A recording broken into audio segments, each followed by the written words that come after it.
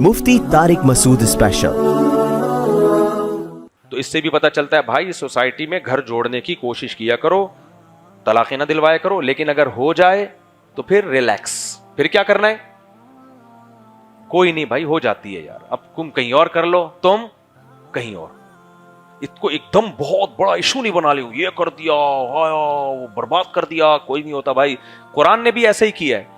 अल्लाह मियाँ ने तलाक से पहले बहुत सारे प्रोसेस बयान किए हैं ताकि तलाक़ें ना हो। सबसे पहले 3 तलाक को नाजायज करार दिया ताकि मर्द के पास रुजू का ऑप्शन रहे, अगर जल्दबाजी में दिए सोचे वो। उसके बाद अल्लाह ने क्या कहा, व इन खिफ्तुम शिकाक बैनिहिमा, मियाँ बीवी में झगड़ा हो रहा है तो दोनों खानदान के लोग सुलह सफाई की कोशिश करें। फिर भी नहीं होता तो अल्लाह ने फरमा फ़इज़ूहुन्ना, मोहब्बत से बीवी को समझाओ। फिर भी बाज नहीं आती, अल्लाह कहते हैं बिस्तर अलग कर दो। फिर भी बाज नहीं आती तो शदीद जरूरत के मौके पर वज़रिबूहुन्ना, अल्लाह ने हाथ उठाने की भी इजाजत दी है। क्योंकि सरपरस्त को अगर इजाजत ना हो ना सख्ती करने की, फिर वो सरपरस्त रहता नहीं है। बहुत सख्त मौके पर अल्लाह ने इजाजत दी है कि इस तरह भी कंट्रोल कर, अगर तुम्हारा ख्याल है कंट्रोल हो जाएगी तो कर लो। ये भी नहीं होता, फिर क्या है? अलैदगी है। अब अगर अलैदगी हो गई है तो फिर कुरान अलैदगी के बाद अलग हुक्म बयान करता है। अल्लाह कहता है व इन यतफर्रका युगनिल्लाहु कुल्लम मिन साअतिही, अगर दोनों में अलैदगी हो गई है तो टेंशन लेने की बात नहीं है, अल्लाह दोनों के लिए कोई इंतजाम कर देगा। भाई नहीं बनी आपस में, दोनों बाज दफा नेक होते हैं, मैचिंग की शादी नहीं होती, जोड़ ही नहीं होता, तमीज से क्या हो गया भाई? अलैदगी होगी, खत्म। हजरत ज़ैनब रजी अल्लाह ताला अन्हा का निकाह नबी सल्लल्लाहु अलैहि वसल्लम ने ज़ैद इब्ने हारिसा से कर दिया, जो आपके मुंह बोले बेटे थे। समझते हो कि नहीं समझते? दोनों की अनबन होना शुरू हो गई। हजरत ज़ैनब थी कुरैशी हाशमी, हजरत ज़ैद इब्ने हारिसा गुलाम थे जो आज़ाद हुए हुए थे। तो उनको नहीं लग रहा था कि ये मेरे स्टैंडर्ड का रिश्ता है, ये समझ रहे। लेकिन नबी ने हुक्म दिया हजरत ज़ैनब को कि तुम इनसे निकाह करो, तो ना चाहते हुए भी वो एग्री हो गई कि नबी का ऑर्डर है। हजरत ज़ैद इब्ने हारिसा भी एग्री हो गए, लेकिन आपस में अनबन हुई। अब जब अनबन हुई है तो ज़ैद इब्ने हारिसा ने इरादा किया मैं इनको तलाक दे देता हूं। नबी सल्लल्लाहु अलैहि वसल्लम ने उनको मना किया, अमसिक अलैका ज़ौजका, क्योंकि नबी सल्लल्लाहु अलैहि वसल्लम को गम ये था कि हजरत ज़ैनब तो पहले ही एग्री नहीं थी शादी पे, मेरे ऑर्डर पे शादी की है, जब तलाक हो जाएगी तो ऐसे मौके पे उनके दिल में एक बाल आ सकता है ना, अबे देखो तुम्हारे अब्बा तुम्हें कह रहे हो बेटा तू इससे शादी कर ले। अब समझ में आएगा तुम्हें, वैसे समझ में किसी और की मिसाल नहीं समझ में आएगी। या बेटी को कह रहे हो कि बेटी ये है इससे आप शादी कर लें। असल में मेरे पास केस आए हुए होते ना, अब्बा अपनी बेटी की गन पॉइंट पे शादी कर रहे हैं, बच्ची नहीं चाह रही है, तो मैं उनको कह रहा हूं नहीं करो भाई। अच्छा खैर, बच्ची ने ना चाहते हुए भी अब्बा के कहने पे शादी कर ली, वसीम के अलावा किसी और शख्स से। वसीम बोलेगा यार, वसीम से नहीं की, किसी और शख्स से कर ली। अब जब हो गई, अब अनबन हो रही है और अब अब्बा का दामाद तलाक देने की बातें कर रहा है, तो अब्बा क्या कहेगा, अबे यार ये मेरे कहने पे मेरी बेटी ने की थी, वो तो पहले भी राजी नहीं थी, अब तू तलाक दे देगा ना तो मैं बेटी को क्या मुंह दिखाऊंगा। बेटी कहेगी अब्बा देखा मैं कह रही थी कि ये नहीं करें शादी आप मेरी यहां। समझ रहे हो कि नहीं समझ रहे? यही सिचुएशन हुई है। नबी सल्लल्लाहु अलैहि वसल्लम उनके वालिद तो नहीं थे, नबी तो उनके जो है वो मामूजात थे, आपकी फूफी की बेटी थी हजरत ज़ैनब, लेकिन सिचुएशन सेम यही थी। हजरत ज़ैनब ने नबी के कहने पर शादी कर ली हजरत ज़ैद इब्ने हारिसा से। अब अनबन हो रही है, ज़ैद इब्ने हारिसा ने तलाक देने का इरादा किया। आप सल्लल्लाहु अलैहि वसल्लम को यह ख्याल हुआ कि भाई हजरत ज़ैनब के दिल में आएगा, देखा मैं तो पहले नहीं पसंद कर रही थी और मुझे था कि ये जोड़ की शादी नहीं है, ये मैचिंग की शादी नहीं है और नहीं बनेगी हमारी। तो अब नबी सल्लल्लाहु अलैहि वसल्लम के पास यही ऑप्शन था कि ज़ैद इब्ने हारिसा को समझाएं कि भाई ये मेरे कहने पे शादी हुई है, अमसिक अलैका ज़ौजक, अपनी ज़ौजा को अपने निकाह में रोक के रखो, वत्तक़िल्लाह, अल्लाह से डरो। समझ में आ रही है बात कि नहीं आ रही? तो आपने हजरत ज़ैनब को हुक्म दिया, आप हजरत ज़ैद को हुक्म दिया कि हजरत ज़ैनब को तलाक मत दो, लेकिन ऐसी अनबन हुई है कि हजरत ज़ैद ने तलाक दे ही दी। समझ रहे हो? अब जब दे दी तलाक तो हजरत ज़ैनब को धचका लगा बहुत। तो फिर नबी सल्लल्लाहु अलैहि वसल्लम के दिल में ख्याल आया कि भाई अब हजरत ज़ैनब को जो जख्म पहुंचा है उसका मुदावा जब ही हो सकता है कि जब हजरत ज़ैनब से कोई उनका बहुत अच्छी जगह रिश्ता कराया जाए, تو میں اگر نکاح کا پیغام بھیجوں گا تو حضرت زینب خوش ہوں گی, اور وہ جو ان کو غم پہنچا ہے اس کی تلافی, کیونکہ ظاہر ہے نبی صلی اللہ علیہ وسلم کا تو سب سے بڑا مقام تھا اس وقت. تو آپ حضرت زینب جو تھی آپ کی پھوپھی ذات بھی تھیں. تو اب نبی صلی اللہ علیہ وسلم کے دل میں خیال آیا کہ بھئی اب زینب کے غم کا مداوع اسی طرح سے ہو سکتا ہے کہ ان سے کون نکاح کرے, میں خود نکاح کا پیغام بھیج دوں. لیکن آپ صلی اللہ علیہ وسلم کو خیال ہوا کہ عرب اس پہ ایک تماشا کھڑا کر دیں گے, کیونکہ زید ابن حارثہ کو میں نے بیٹا بنایا ہوا ہے, منہ بولا بیٹا, اور عرب منہ بولے بیٹے کو حقیقی بیٹے کی طرح سمجھتے ہیں, اس کی بیوی کو بھی بہو سمجھتے ہیں. تو آپ صلی اللہ علیہ وسلم کے دل میں خیال آیا کہ بھئی میں نکاح کرتا ہوں تو یہ تلافی ہو جائے گی. لیکن پھر آپ کو خیال آیا کہ یہ جو عرب لوگ ہیں یہ تو پورا ایک تماشا کھڑا کر دیں گے, یہ کبھی مجھے جادوگر کہتے ہیں, کبھی ساحر کہتے ہیں, کبھی شاعر کہتے ہیں, کبھی مجنون کہتے ہیں, کبھی دیوانہ کہتے ہیں. اب یہ کہیں گے لو بھائی انہوں نے تو نیا دین لے آئے, بہو سے شادی کو بھی کیا کر دیا لیگل. قرآن میں آیتیں نازل ہوئیں کہ مَاللَّهُ مُبْدِيهِ, اے نبی آپ نے اپنے دل میں وہ بات چھپائی ہے جس کو اللہ ظاہر کر کے چھوڑے گا. یعنی آپ کے دل میں ان سے نکاح کا ارادہ ہے, اللہ نے آیتیں نازل کی کہ ہم اس ارادے کو دنیا کے سامنے ظاہر کریں گے. اچھا ایک اور یہاں پر حکم اور بھی سمجھیں کہ جب حضرت زید نے حضرت زینب کو ڈیورس دی ہے تو ایسا نہیں ہے کہ نبی نے ان سے ہمیشہ کے لیے بات چیت بند کر لی ہو. اسلامی سوسائٹی میں طلاق کو پسند نہیں کیا گیا, لیکن اگر ہو جائے تو اس کو ہوا بنانے کی بھی اجازت نہیں دی. آج جو مشہور لوگ ہوتے ہیں نا, جو فنکار اداکار یا سیلیبریٹیز ہوتی ہیں, ان کی طلاقوں کو میڈیا پہ بہت اچھالا جاتا ہے. او فلانے نے ڈمکانے کو طلاق دے دی, او کیوں دی بھائی, آپ بتائیں گے ذرا کیا تھی, آپ میں کوئی خرابی تھی. پھر وہ الزامات لگائے گی اپنے شوہر پہ, شوہر کا انٹرویو لیا جائے گا, وہ الزامات لگائے گا اپنی بیوی پہ. یہ اسلام کا مزاج بولو نہیں. حضرت زید کو نبی منع بھی کر رہے ہیں کہ مت دو طلاق, پھر بھی دے دی, تو پھر بھی آپ نے اس کو ان کا پرسنل معاملہ قرار دیا. سمجھ رہے ہیں, کوئی نہیں ملتا ہمیں کہ حضرت زید سے بائیکاٹ کیا ہو, بلکہ قرآن میں اگر کسی صحابی کا نام ہے تو صرف حضرت زید ابن حارثہ کا نام ہے. اس کی وجہ یہی ہے کہ ان کا دل بہت ٹوٹ گیا تھا اس سے, اور قرآن نے پہلے دھمکی بھی دی نا کہ جب اللہ اس کے رسول تمہیں حکم دے رہے ہیں تو اس کی اطاعت کرو, تو پھر بھی ان سے نہیں ہوا وہ, تو پھر قرآن نے کیا کیا, ان کا نام ذکر کیا قرآن میں, تاکہ ایسا نہ ہو لوگ ان سے نفرت کرنا شروع کر دیں. فلما قضا زید منها وطرا, قرآن کہہ رہے جب زید نے اپنی زوجہ کو طلاق دے دی تو اے نبی ہم نے آپ کا نکاح زینب سے کرا دیا.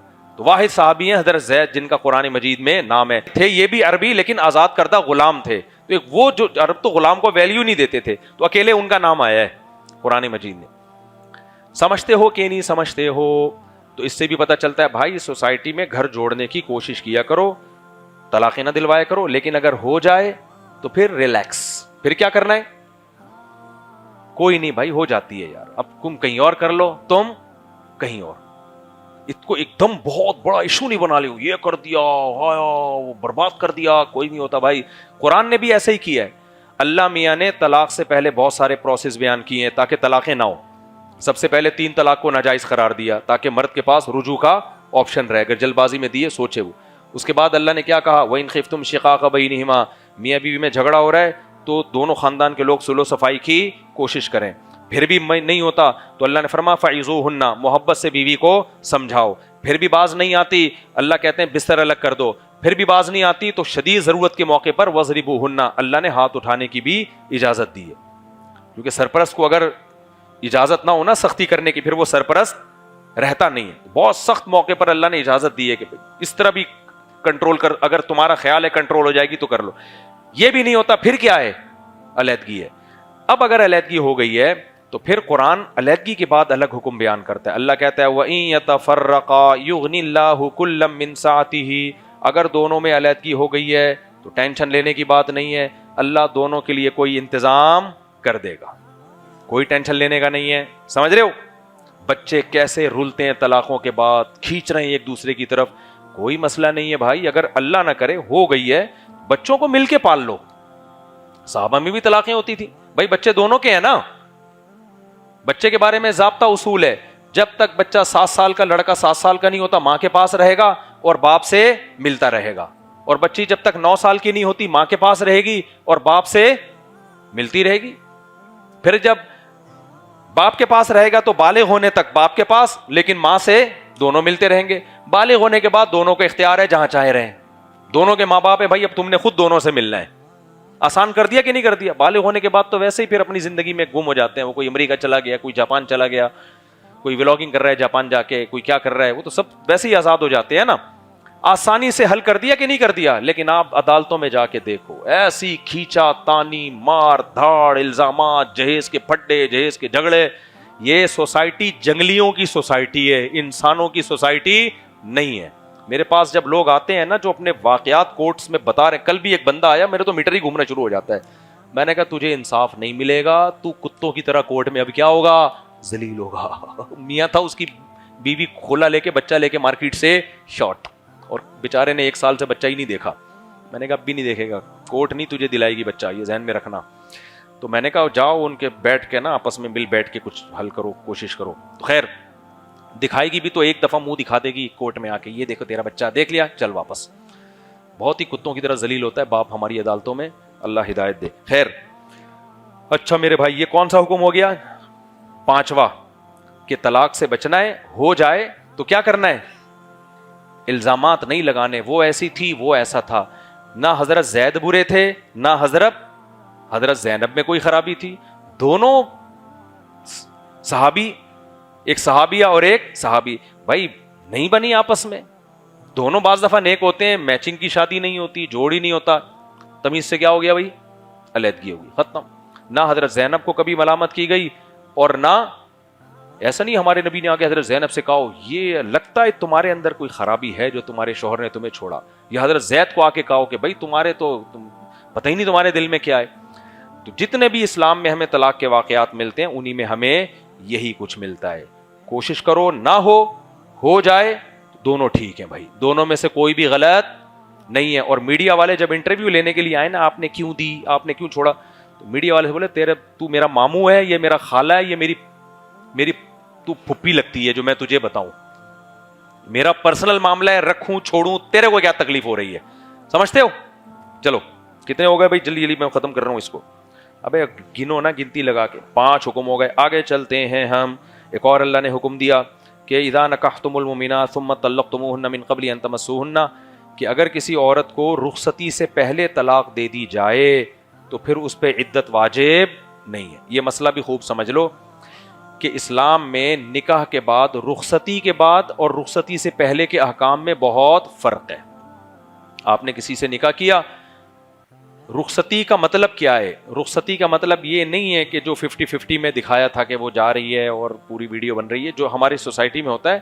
رخصتی کا مطلب یہ ہے کہ میاں بیوی کہیں بھی تنہائی میں جمع ہو جائیں, کہ اگر وہ فزیکل ریلیشن قائم کرنا چاہتے تو کوئی رکاوٹ نہیں تھی, تو بے شک فزیکل ریلیشن نہ بھی ہو, یہ عمل رخصتی کہلائے گا, از کالڈ رخصتی. تنہائی میں کہیں جمع ہو گئے, وہ ایسی جمع کہ اگر مرد بیوی سے ہمبستری کرنا چاہتا تو کوئی اخلاقی رکاوٹ نہیں تھی اس کے لیے, پھر بے شک ہمبستری نہ بھی ہو, تو یہ عمل کیا کہلاتا ہے؟ رخصتی. اس عمل کے بعد اگر شوہر طلاق دے گا تو اب خوب سمجھو طلاق کا مسئلہ. دیکھو رخصتی کے بعد جب بیوی کو طلاق دی جاتی ہے, اگر یوں کہا تمہیں طلاق ہے طلاق ہے طلاق ہے, تو کتنی طلاقیں ہو گئیں؟ 3. اگر یوں کہا تمہیں 3 طلاقیں, تو بھی کتنی ہو گئیں؟ 3. اب ان میں دوبارہ نکاح نہیں ہو سکتا. اس بات کو سمجھو. رخصتی ہو گئی تھی, جب اس نے کہا تمہیں طلاق ہے, ایک طلاق ہو گئی نا, لیکن عدت شروع ہو گئی عورت کی. عورت جب عدت میں ہوتی ہے تو اس پر دوسری طلاق بھی لگتی ہے, جا کے دوسری دے دے گا تو دوسری بھی ہو جائے گی, تیسری دے دے گا تو تیسری بھی ہو جائے گی. لیکن جب عدت ختم ہو گئی, رخصتی کے بعد ایک طلاق دی, اب عورت کو 3 مینسز آئے, عدت ختم. جب عدت ختم تو اب کسی بھی طرح سے اب وہ اس کی بیوی رہی نہیں ہے. سمجھ رہے کہ نہیں سمجھ رہے؟ عدت بھی ختم اور نکاح بھی ختم. اب اگر وہ دوسری دیتا ہے تو لگے گی اس کو؟ نہیں, کیونکہ اجنبی عورت ہے نا, عدت بھی نہیں ہے. سمجھ رہے ہو کہ نہیں سمجھ رہے؟ تو اس سے پتہ چلتا ہے کہ جب ایک طلاق دی, جب دوسری دے گا تو عدت ہوگی تو دوسری لگے گی جا کے, عدت نہیں ہے تو دوسری طلاق بولو نہیں لگے گی. عدت اگر ختم ہو گئی تو دوسری طلاق نہیں لگے گی.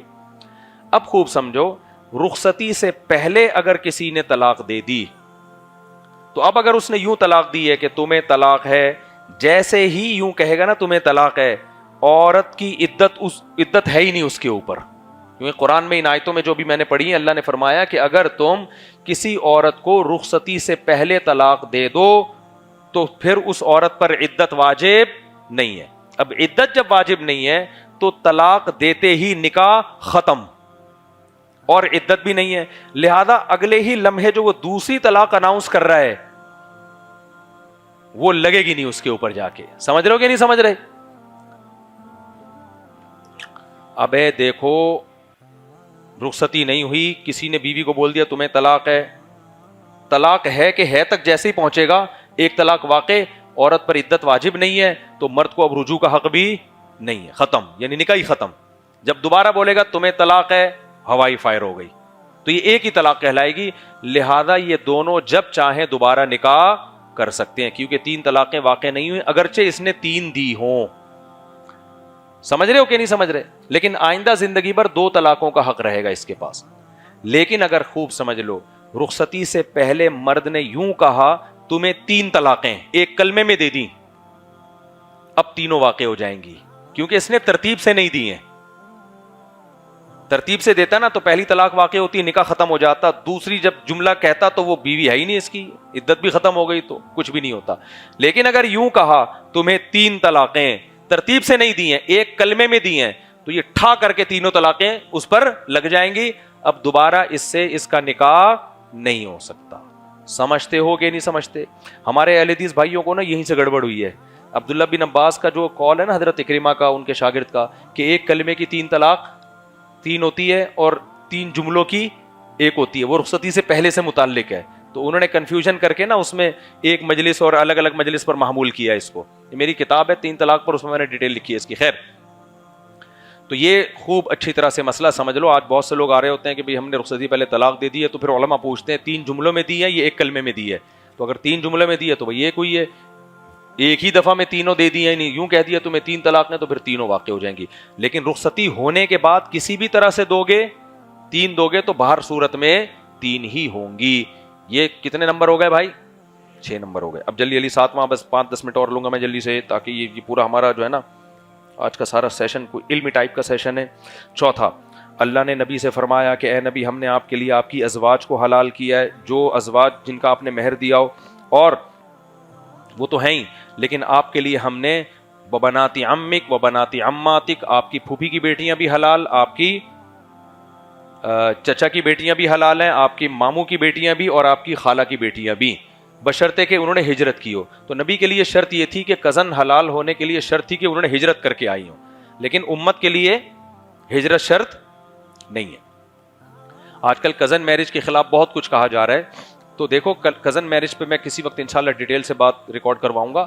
بعض دفعہ کزنوں میں جو کروموسول ڈس آرڈر ہوتا ہے نا دونوں کے جینز میں، وہ تو خرابی کا چانس ہوتا ہے، لیکن یہ جب ہوتا ہے جب مستقل کزن در کزن چلتے آ رہے ہوں، اور عام طور پر ایسا ہوتا نہیں ہے. اور اس کا بھی آسان حل یہ ہے کہ کزن میرج کو ختم نہ کرو، کیونکہ کزن میرج ایک تو اسلام الگ سے اس کی پرمیشن دی ہے تو کوئی وجہ تو ہوگی نا اس کی، لیکن میڈیکل سائنس بھی ایک حقیقت ہے تو اس سے فائدہ اٹھا لینا چاہیے. تو میری آسٹریلیا میں بعض ڈاکٹروں سے اس بارے میں بڑی بحث ہوئی ہے. کزن کی شادی سے پہلے اگر دونوں ٹیسٹ کروا لیں تو اس میں میرا خیال ہے کوئی شرعی قباحت نہیں ہے، تاکہ دماغ میں جو ایک چھوٹا سا کھٹکا لگا ہوا ہے وہ کیا ہو جائے. یہ بہت بڑے ڈاکٹر کی بات کر رہا ہوں. میں نے کہا ڈاکٹر صاحب اگر دونوں نے ٹیسٹ کروا لیا اور ان دونوں میں جینز میں کوئی خرابی نکلی تو پھر کیا وہ شادی نہ کریں؟ انہوں نے کہا پھر بھی کریں شادی، پھر پریگننسی کے ابتدائی دنوں میں ٹیسٹ کروا لیں. ابتدائی دنوں میں اگر بچہ میں کوئی معذوری کا چانس شروع میں آ جائے تو حمل ضائع کروایا جا سکتا. بلا وجہ 1 سیکنڈ کا حمل بھی ضائع کرنا حرام ہے، خوب سمجھ لو. نہیں آئی میرا خیال ہے بات؟ جب حمل ٹھہر جائے نا اسے آپ گولی کھا کے ضائع نہیں کر سکتے، کیونکہ اللہ نے اس کی سلیکشن کی ہے. لیکن اگر اس میں کوئی گڑبڑ ہے تو پھر 4 مہینے سے پہلے ایسی ضرورت کے موقع پہ حمل ضائع کروایا جا سکتا ہے، کیونکہ حدیث کے مطابق پراپر جان اس میں جو ایک خاص نوعیت کا شعور ہے وہ 4 مہینے سے پہلے نہیں پڑتا. تو کزن میرج کو جو ہے کہ حوصلہ شکنی کی ضرورت نہیں ہے. ہماری سوسائٹی میں ہمیشہ سے کزن میرجیں شادیاں ہوتی بھی آ رہی ہیں. کزن کی شادی میں طلاق کا امکان کم ہوتا ہے, اس کو دیکھا بھالا زیادہ ہوتا ہے. تو یہ ہے کہ بہتر ہے. ویسے تو یہ تو 2-3 پشتوں تک چلتا ہے تو اس میں خرابی کا خطرہ ہوتا ہے, لیکن اگر کوئی احتیاطاً ٹیسٹ کروا لے تو میرا خیال ہے اس میں کوئی حرج نہیں ہے. اور ٹیسٹ کروانے کے بعد پتہ ہے کیا ہوگا, شادی سے نہ رکیں. ڈاکٹر نے کہا ٹیسٹ کروانے کے بعد اگر ٹیسٹ میں نہیں آیا کہ نہیں ہے کوئی, تو پھر تو بے فکر ہو جائیں بھائی. اگر آ گیا تو صرف اتنا کرنا ہے کہ پریگنینسی کے ابتدائی دنوں میں آپ ایک ٹیسٹ کروا لیں. سمجھتے ہو کہ نہیں سمجھتے ہو؟ تو اس پہ میں انشاءاللہ پوری ایک پریزنٹیشن بنا کے, جو ڈاکٹر سے میں نے لیکچر لیا تھا نا, وہ پوری پریزنٹیشن بنا کے پیش کروں گا کہاں ٹیسٹ ہو سکتا ہے. کیونکہ ہمارا فیملی سسٹم ویسے ہی بڑا ہوا ہے. اب بہت سے لوگوں کو اپنی کزنوں کے رشتے درکار ہوتے ہیں, اچھے رشتے ہوتے ہیں ان کے لیے, وہ ڈاکٹروں کی اس میں ایک ڈر کے نا خوف میں آ کے انکار کر دیتے ہیں اس سے. تو اس کو نہ کریں. اور دوسری بات یہ کہ کزن سے پردہ بھی اسلام میں فرض ہے. اگر کزنوں سے پردہ نہیں ہوتا نا تو ان میں شادی کی رغبت بھی نہیں ہوتی. کزن سے پردہ فرض ہے. اس کا فائدہ کیا ہوتا ہے کہ وہ اجنبی کی طرح لگتا ہے, پھر بڑے ہو کر اس سے نکاح کرنا آسان, اس میں رغبت ہوتی ہے. آج کل کزنوں کو بالکل سگے بھائیوں کی طرح سمجھ لیا گیا ہے. اس کا نقصان یہ ہوتا ہے, لڑکی نے پہلے سے دماغ میں بٹھائے ہوتے تو ہمارے بھائی جان ہیں, اور اس نے بٹھائے ہوتے ہماری بہنا ہیں, اور پھر اچھے اچھے رشتے اس چکر میں نہیں ہوتے. آپ اگر محلے کی ساری انٹیوں کو اپنی بہن بنا لو گے تو رشتے تو بڑھ گئے نا آپ کے لیے. کیا خیال ہے؟ تو کیوں رشتوں کو اپنے لیے محدود کر رہے ہو؟ ہاں بہن ٹھیک ہے, ایک حد تک رشتہ ہے, اجنبی عورتوں سے اللہ نے اس کو آپ کے زیادہ قریب بنایا, تو اس حد تک اس کے بھائی بنو کہ اس کی مدد کہیں کرنی پڑے تو مدد کر لو. لیکن اس حد تک فری ہونے کی کوشش نہ کرو کہ رشتوں میں رغبت ہی ختم ہو جائے. اور یہ بھی اسلام کا امتیاز ہے. غیر مسلموں میں عام طور پر کزن میرج نہیں ہوتی, ناجائز سمجھا جاتا ہے. عیسائیت میں کزن سے رشتے کو ناجائز, یہودیت میں کزن سے رشتے کو, جملہ مکمل کرو نا, ناجائز سمجھ. ہندوؤں میں کزن سے رشتے کو ناجائز. اسلام نے اس کو, کیونکہ اسلام نکاح کے بارے میں دوسروں سے زیادہ وسعتیں دیتا ہے. کتنے آرڈر ہو گئے؟ 7. اب 8واں جلدی سے بس. اچھا میرے بھائی جلی علی میرے بھائی رشیاں. ایک اور حکم اللہ نے بتایا, نبی صلی اللہ علیہ وسلم کے بارے میں صحابہ کو حکم دیا کہ جب نبی کے گھر میں جاؤ تو اجازت لے کے جاؤ, اور کھانے کی جب دعوت پہ بلایا جائے تو کھانا کھا کے چلے جاؤ, کیونکہ بعض دفعہ اس سے نبی کو تکلیف ہوتی ہے. تو علماء نے لکھا ہے یہ ہر ایک کا یہی حکم ہے. کسی نے بھی آپ کو دعوت پہ بلایا, آپ نے کھانا کھایا, اب پتلی گلی سے بولو نکل جاؤ. دھرنا مار کے بیٹھے مت رہو, کیونکہ بعض دفعہ میزبان بڑا عزت دار ہوتا ہے, اسے آپ کو یہ کہنا کہ دفعہ یعنی تشریف لے جائیں, یہ کہنا اس کے لیے منہ سے مشکل ہوتا ہے. وہ شرم اور مروت میں بیٹھا ہوتا ہے کہ پتہ نہیں کب دفعہ ہوں گے یہ. تو آپ کو میزبان کا خود خیال کرنا ہے کہیں بھی ہو. تبھی ہمارے حضرت فرمایا کرتے تھے کہ جب کوئی مجھ سے ملنے کی کوشش کرتا ہے تو میں کہتا ہوں میں خود ہی آپ سے ملنے کے لیے آ جاؤں گا. حضرت فرماتے ہیں میں اس لیے ملتا ہوں کہ اپنی مرضی سے جب چاہوں گا اٹھ کے آ جاؤں گا, اور میں اگر وہ آیا تو اپنی مرضی سے جائے گا, پتہ نہیں کتنی دیر بیٹھا رہے, ہم تو ہٹا ہی نہیں سکتے اس کو. تو یہ بھی ایک طریقہ ہوتا ہے. بالکل اگر کسی کو پکا پکا بھگانے کا ارادہ ہے نا تو چائے پوچھ لیں, اور بھائی چائے پیئیں گے آپ, کو کہیں ارے نہیں بس ہم چلتے ہیں. عام طور پر ایسا ہوتا ہے, لیکن بعض دفعہ الٹا بھی ہو جاتا ہے. ایسے ہی آپ نے پوچھ لیا بھائی چائے پیئیں گے, آپ کا خیال تو کہے گا نہیں بس میں چلتا ہوں, کہے گا ہاں پیوں گا, چلو اب 1 گھنٹہ اور بیٹھو. تو خیر خلاصہ یہ ہے کہ جب بھی کسی کے ہاں جائیں تو اس شخص کی راحت کا خیال کریں, بوجھ نہ بنے کسی کے اوپر. یہ بھی اللہ نے حکم دیا. آگے اللہ نے فرمایا کہ وَإِذَا سَأَلْتُمُوهُنَّ مَتَاعًا فَاسْأَلُوهُنَّ مِنْ وَرَاءِ حِجَابٍ. امہات المومنین کے پاس علم تھا. نبی کی گھریلو زندگی کس کے پاس تھی؟ نبی کی ازواج کے پاس. تو اللہ کے علم میں یہ بات تھی کہ نبی کے دنیا سے جانے کے بعد پوری دنیا سے لوگ آئیں گے, سفر کریں گے, امہات المومنین سے علم حاصل کریں گے نبی کی گھریلو زندگی کے بارے میں. تو اس لیے اللہ نے حکم دیا کہ جب بھی صحابہ آپ کے پاس آئیں تو آپ نے پردے کے اندر رہ کر ان سے شرعی مسائل پر بات کرنی ہے, بے پردہ ہونے کی اجازت نہیں ہے. تو آپ اندازہ لگاؤ, ایک طرف صحابی ہیں, ایک طرف صحابیہ, وہ بھی امہات المومنین, ان کو بھی حکم دیا جا رہا ہے پردے میں ہوں. تو آج کی لبرل انٹیاں جو کہتی ہیں ایکچولی یہ تو دل کا پردہ ہوتا ہے, ایکچولی ہم تو براڈ مائنڈیڈ, اور یونیورسٹیوں میں جو بےہودگی ہو رہی ہے, لڑکیاں لڑکوں کو پڑھا رہی ہیں, لڑکے لڑکیوں کو پڑھا رہے ہیں, اس بےہودگی کی اسلام میں قطعاً اجازت نہیں ہے. سمجھتے ہو؟ اس کو پروموٹ کرنے کی کوشش نہ کیا کرو. کتنے حکام ہو گئے؟ 7. 8 ہو گئے, چلو 8 ہو گئے, جلدی جلدی بس اس کو مکمل کرتے ہیں. پھر اللہ نے ایک اور حکم دیا, اے نبی اپنی بیویوں سے, بیٹیوں سے اور عام مسلمان عورتوں سے کہہ دیں کہ جب بھی گھر سے باہر نکلیں یدنین علیہن من جلابیبہن, اپنے سر پہ چادر لیا کریں, پردہ کیا کریں. تو یہ بھی عورت کے لیے اللہ نے الگ سے حکم دیا. 9 حکم ہو گئے. اور یا ایھا الذین آمنوا لا تکونوا کالذین آذوا موسیٰ فبرأہ اللہ مما قالوا, اے ایمان والو ایسے نہ ہو جاؤ بنی اسرائیل کی طرح جنہوں نے موسیٰ علیہ السلام کو اذیت دی, تم اپنے نبی کو اس طرح سے اذیت مت دو. بخاری میں حدیث ہے کہ بنی اسرائیل کی نا سوچ بہت نیگیٹو تھی. جیسے میں نے بتایا نا بیان میں, آج بھی آپ کچھ بھی کر رہے ہو تو جو نفرت کرتا ہے وہ آپ کے ہر اچھے کام میں بھی کیڑے نکال رہا ہوتا ہے. تو حضرت موسیٰ علیہ السلام میں حیا بہت تھی. وہ حیا کی وجہ سے دور جا کے نہایا کرتے تھے, لوگوں کے سامنے نہیں نہاتے تھے. اب کہنا تو ہی چاہیے تھا بنی اسرائیل کو ماشاءاللہ کتنے حیا ہے, دیکھو پیغمبر ہیں تو دور جا کے نہاتے ہیں. انہیں فسادی لوگوں نے یہ کہنا شروع کر دیا اصل میں ان کو اسکن پہ کوئی بیماری ہے برس کی, یہ اپنے داغ ہم سے چھپاتے ہیں. تو اب موسیٰ علیہ السلام تو یہ الزام دور کرنے کے لیے لوگوں کے سامنے نہا نہیں سکتے تھے, صحیح ہے نا. تو اللہ نے کیا کیا کہ اللہ نے حضرت موسیٰ سے اس الزام کو دور کرنے کی ایک تدبیر کی. صحیح بخاری کی حدیث ہے, حضرت موسیٰ دور جا کے نہا رہے تھے تو ظاہر ہے کوئی لنگوٹ وغیرہ تو پہنا ہوا ہوگا, تو حضرت موسیٰ نے اپنے کپڑے اتار کے پتھر پہ رکھے. صحیح بخاری میں آتا ہے پتھر کپڑے لے کے بھاگ گیا. اب حضرت موسیٰ نہا کے نکلے, پتھر مارکیٹ سے شارٹ, کپڑے بھی مارکیٹ سے شارٹ. تو حضرت موسیٰ نے جو بھی ایک لنگوٹ وغیرہ تو ہوتا ہے وہ تو ظاہر ہے لوگ پہنتے ہی تھے, تو حضرت اب اوپر کا جسم پورا کیا ہے, کھولا ہوا ہے. تو حضرت موسیٰ میں حیا اتنی تھی کہ قمیض بھی اتارتے ہوئے ان کو حیا آتی تھی. تو جب حضرت موسیٰ آبادی میں پہنچے, بنی اسرائیل نے دیکھا تو کہا کہ اللہ کی قسم اتنا خوبصورت جسم ہم نے کسی کا نہیں دیکھا. تو بعض دفعہ اللہ اپنے نیک بندوں سے جو دنیاوی الزام ہوتا ہے نا اس کو بھی دور کرنے کا انتظام کرتے ہیں, لیکن یہ ہمیشہ نہیں ہوتا. تو اس میں ہمیں سبق یہ ملتا ہے کہ بھائی اگر کوئی شخص کوئی کام کر رہا ہے تو اس کا اچھا پہلو تلاش کرو, اس میں نیگیٹیوٹی تلاش مت کرو. کتنے حکم ہو گئے؟